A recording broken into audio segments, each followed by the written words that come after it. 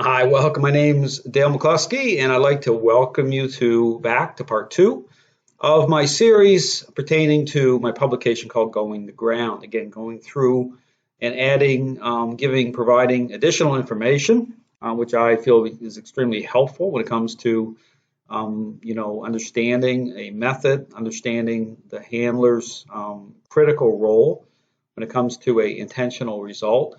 So I'm going to be going through and talking through some of this, adding to this publication my thoughts, additional information, which I feel would be extremely helpful. So go through again, just continuing with the introduction part of this, what this publication provides. Okay, talking about the tracking model. So I'm going to be going through the actual diagrams to explain the concept in terms of a foundation.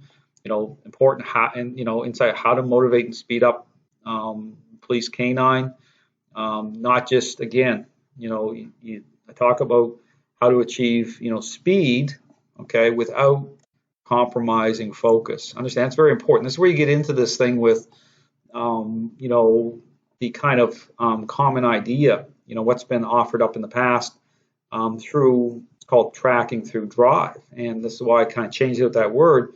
I replaced drive with the word pack to really point towards the handler's role when it comes to how focus is actually established. But going through a foundation, very intentional, connecting the dots properly here, which I'm going to be talking about as we go through the series. So really important to kind of step back and ask some questions about what is really how did you get there. It's like when I look back on my own journey with my police dog with Reuben, which really Reuben was really kind of like the when I look to understanding where I'm at now in terms of understanding and insight. I look at that relationship I had with my first police dog as really the catalyst to really move me forward. And not saying it was easy, because again, sometimes you get to a place where you say, okay, I'm here, and it's great, and and that happens a lot. Understand that this doesn't take away from what I have to say doesn't take away from there's lots of great police K-9 trainers and handlers that are just outstanding. But again, this is really about, okay, how did you actually get there? To understand, to break that down in a tangible way, in a way that others can take a hold of. Or if you have a problem in terms of training, the focus shifting on to, okay, a intentional methodology, understanding your role versus there must be something wrong with the dog. And that happens a lot. Understand, dogs can get washed out a lot, and some training programs are almost like built in to wash out X number of dogs, when the reality is for many of these dogs it's not really issue about something wrong with the dog. Okay, it's about how this all comes together. Okay, understanding the role of the handler by way of achieving that result. So I want to talk about that because this can help in terms of just where you're currently at in terms of training. A lot of trainers sometimes feel like they have more to offer, or they just know that there's something else that can happen to get them at even a higher level. And so that's what this is about. Without again feeling like you have to start all over again. Okay, which is good news. A lot of times this is all about being able to take hold of this information and be able to move forward in such a way to move beyond where you're at. And this goes into even I talk about moving from footstep tracking method, which I did. I mean, when I first started many years ago in terms of police K-9 training, and with the trainer that I had at the time, great guy. I speak highly of him.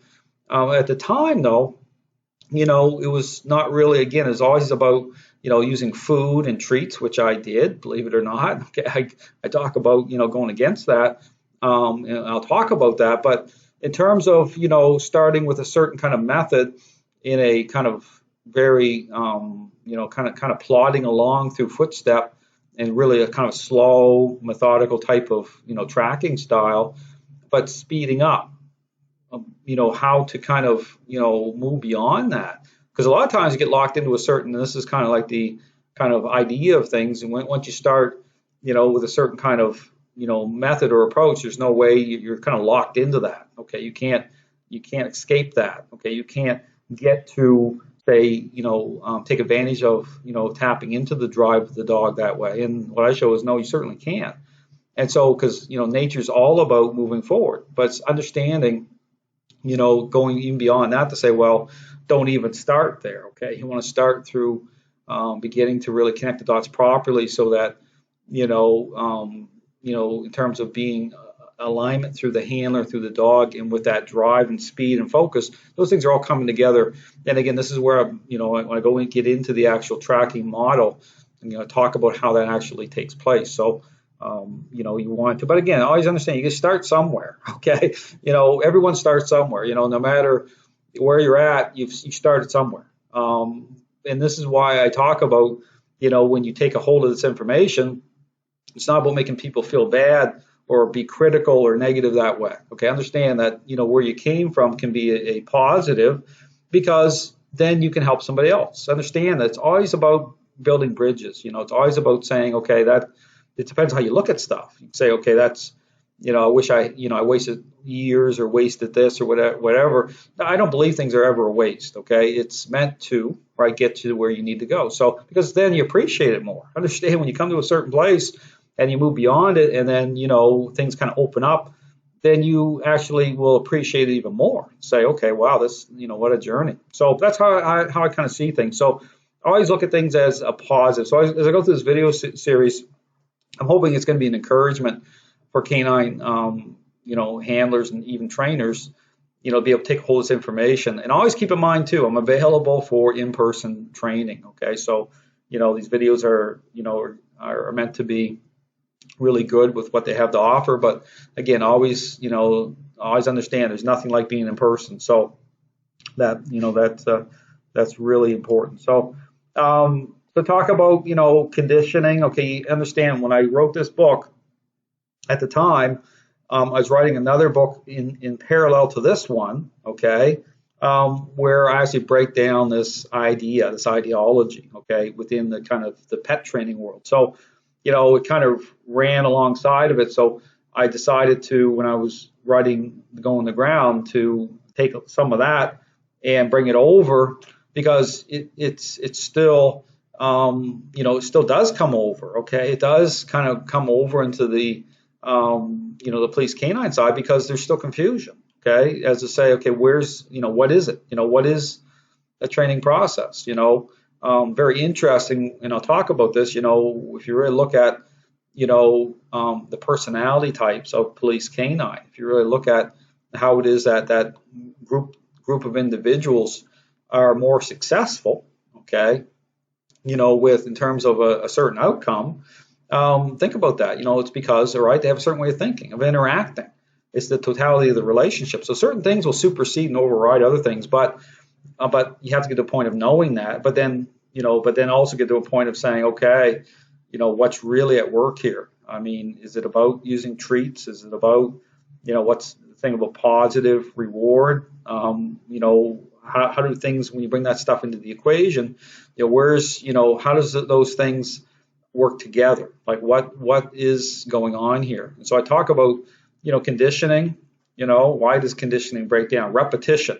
So you can go through repetition and, and through responses and attempt to, establish a certain response in a solid way, but then why does it all fall apart for certain people? I mean, think about that, because again, it's about understanding the glue that holds everything together. Influence is part of the equation. Okay, it is about how you're interacting. Okay, interaction. I talk about this is why the system of training is interaction based. So it's all about that. Definitive answer is to using treats. Well, we'll talk about that some more, but the kind of the simple answer is avoid it. Okay. Because then that sets up this issue of if the focus isn't there, if the relationship isn't established the right way, the dog's holding a certain level of control, and then you're using treats on top of that. And typically understand that people who have a certain idea of things want to lean towards a certain idea of things at the same time. By using treats, it'll set up problems, because then, the focus is going to shift. The dog's going to, because the dog already has gained a level of control and he's holding a level of control. And so, we talk about, false alerts.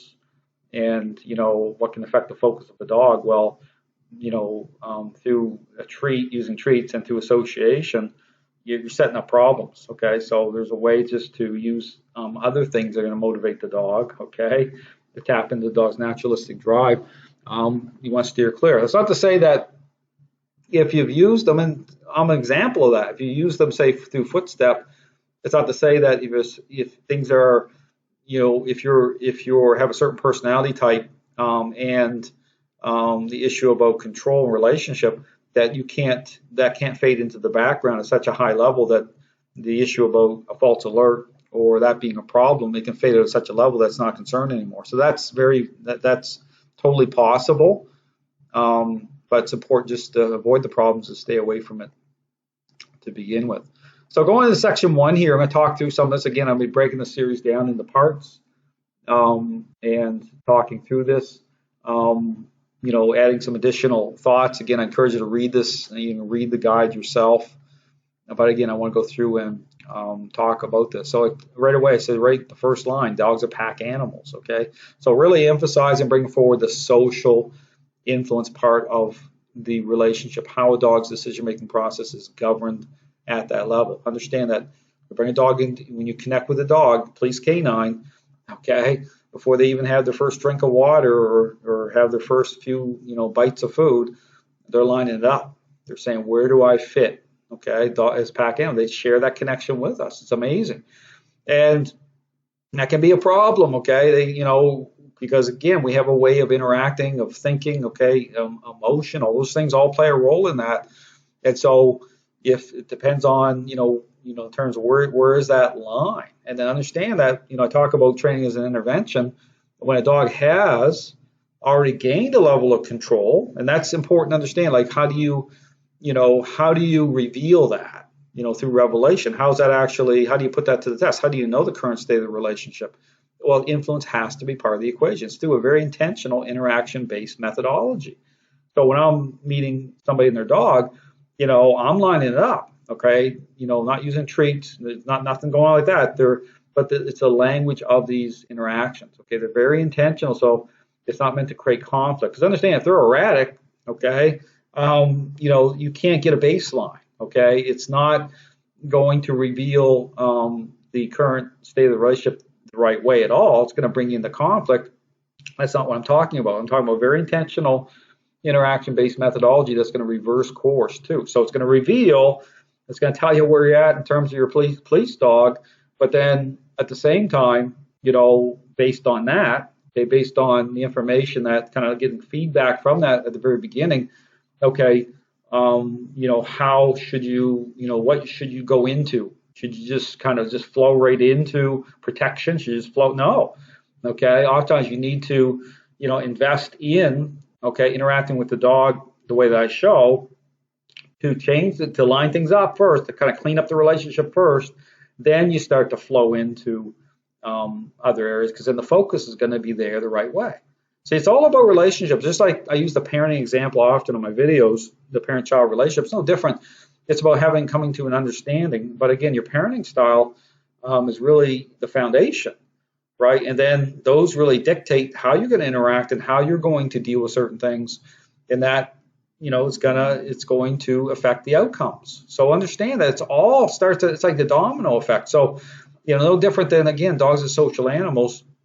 With your police canine, as soon as you encounter the dog, even dogs as, puppies, this is where, I talk about puppy rearing program, which can be a great opportunity for police canine handlers to get the experience. Okay, it's a way to kind of bring them into, into that kind of, realm, okay, of police canine, that type of of that field.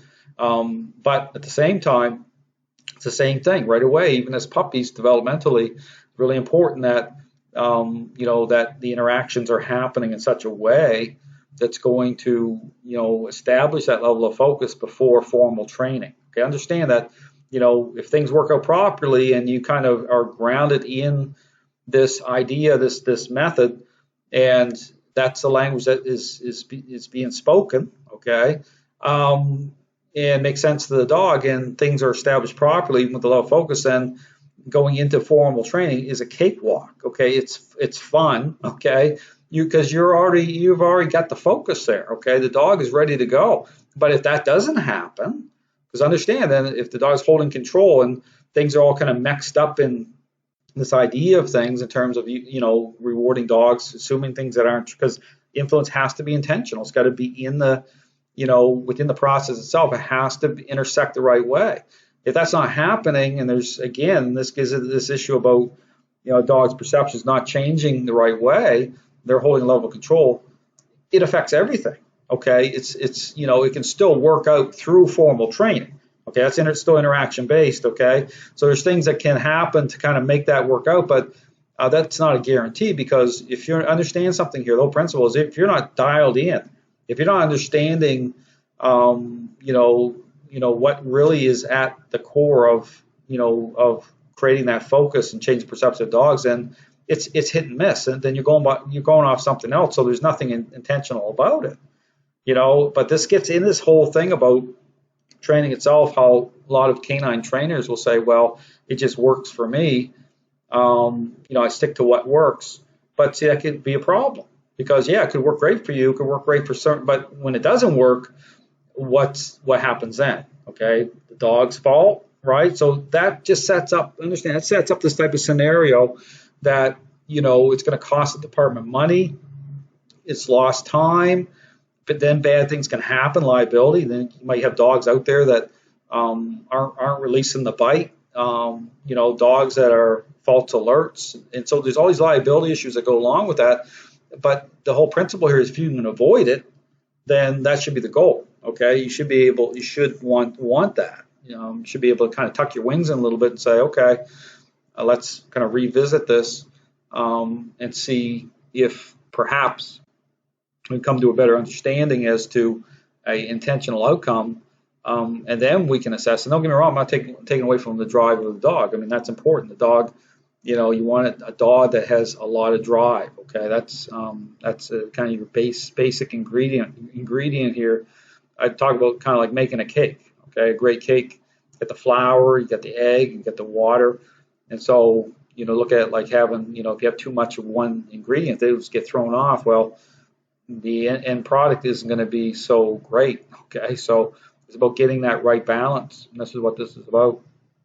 So here again, understand it is about connection, and this is the thing that really people sometimes don't have a sense of. They look at things in a very superficial way, and this is with this whole idea in the dog training world that trains a learning-based exercise, and it's superficial. Okay, understand that.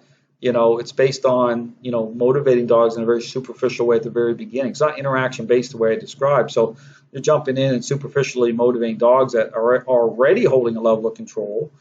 Then what you're doing is, okay, you're making flawed assumptions. You're assuming based on appearances, based again on responses, you're assuming that represents a like-minded state.